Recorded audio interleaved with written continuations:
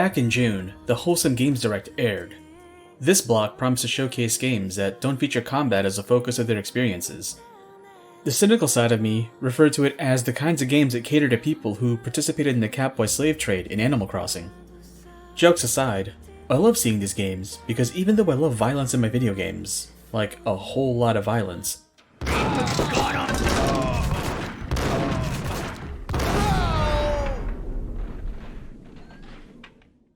I do appreciate games where the goal is to chill out and enjoy the vibes. It's endearing, but I think they overuse the term cozy to describe games in the showcase, and it started to feel like a corporate buzzword. Cozy. One of the games featured in the Wholesome Direct is Caravan Sandwitch. I played the demo over and over again because I liked the look of the game, and I came off thinking that it was going to be like Death Stranding, but without the fear of running into time ghosts or meth heads trying to jump me from my Jordans. The full game came out this past September, so I picked it up and yeah, it's a Strand-like alright.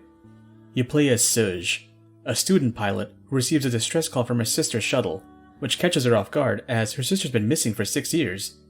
To figure out what really happened to her, Suj hops on the nearest space train to her home planet, Sigalo.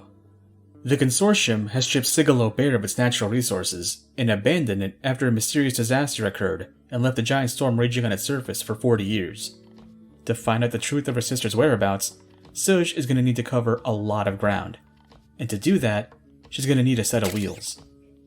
But with great horsepower comes great responsibility, as Suj reunites with family and helps them rebuild society one milk run at a time. Back when we still weren't sure what Death Stranding was going to be about, we saw a handful of parody games that mocked its aesthetic.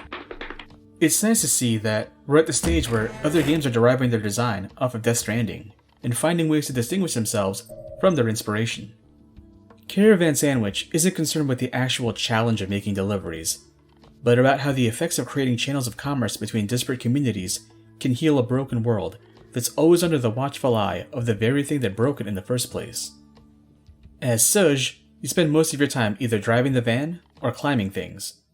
Most of the world is inaccessible without the necessary upgrade, so you'll have to hunt down circuit boards to progress. You can find circuit boards all over the ruined structures of the planet. Every time you develop a new upgrade, you'll see a montage of still shots with Suj and her engineer buddy Nefle working on the project. When it's done, you have to do a VR trial to show that you know how to use the tool. Make sure you take care of any time quests before working on an upgrade, as it takes several days to do R&D. And that's the game.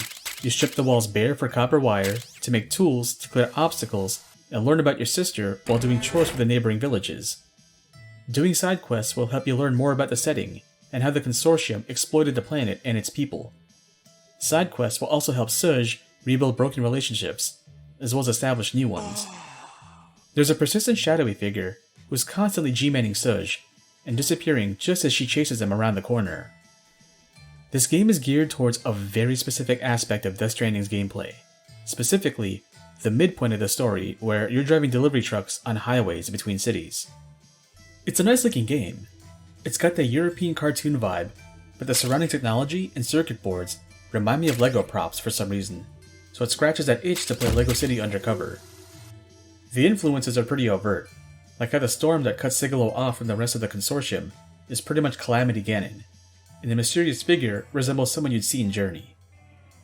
Not surprisingly, playing through a cozy driving game like this evokes similar vibes to Sable and Lake, and the tutorial level set within the game's Matrix equivalent reminds me of the tutorial level in Tiny and Big, and how it plays up the artificiality of the environment to explain its mechanics sans a typical visual noise you'd see in the overworld.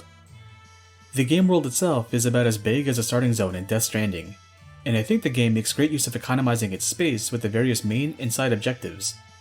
Every objective is either a fetch quest by yourself or a fetch quest with a companion, with dialogue expanding on the characters and the setting along the way. Something to note is that, because the game doesn't have a health or damage system, if you're really high up and want to get down fast, there's no fall damage. The game lets you warp back to your van if you're too far away to walk, but you have to stop moving altogether until the game finishes the process. Also, if you either end up getting your van stuck on some geometry, or just want to get back to town fast, you can warp back to the village in the Settings tab in the menu. Caravan Sandwich is ideal if you're looking for a chill game that has you driving and climbing. It's an instant recommend for me. However, there is one thing I have to address with this game, and my general sentiment on a certain matter. I follow the game on Twitter, and I keep seeing the account responding to anti-woke types, and I feel like that's such a waste of time.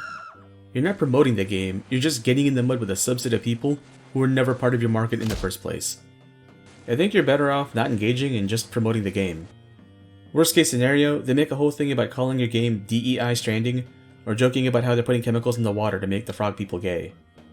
Anyways, play Caravan Sandwich. It's a good time and shows that you can take inspo from Death Stranding without having to be bound to its aesthetics.